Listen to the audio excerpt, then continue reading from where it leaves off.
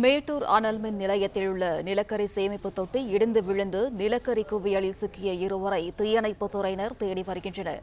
இதுகுறித்தான முழு விவரங்களுடன் இணைகிறார் செய்தியாளர் ராஜசேகரன். ராஜசேகரன், வணக்கம். விவரங்கள் என்ன? வணக்கம். மேட்டூர் அனல் மின் நிலையத்தில் 2 பிரிவுகள் செயல்பட்டு வருகின்றன. முதல் பிரிவில் 840 மெகாவாட் மின்சாரம் உற்பத்தி செய்யும் 4 அலகுகளும், இரண்டாவது பிரிவில் 600 மெகாவாட் மின்சாரம் உற்பத்தி செய்யும் ஒரு அலகும் செயல்பட்டு வருகிறது. இன்று மாலை 1வது பிரிவில் கரி கையாளும் பகுதியில் பங்கர் டாப் எனப்படும் நிலக்கரி சேமிப்பு தொட்டி அருகே 7 தொழிலாளர்கள் வேலை செஞ்சுக்கிட்டு இருந்தாங்க. அப்போது திடீரென நிலக்கரி சேமிப்பு தொட்டி உடைந்து விழுந்தது.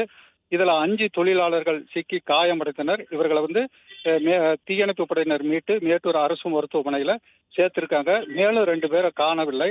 இதனால அந்த நிலக்கரி குவியல்ல சிக்கி இருக்காங்களா அப்படின்ட்டு தீயணைப்பு படையினரும் வருவாய்த்துறை அதிகாரிகளும் தேடிட்டு வராங்க.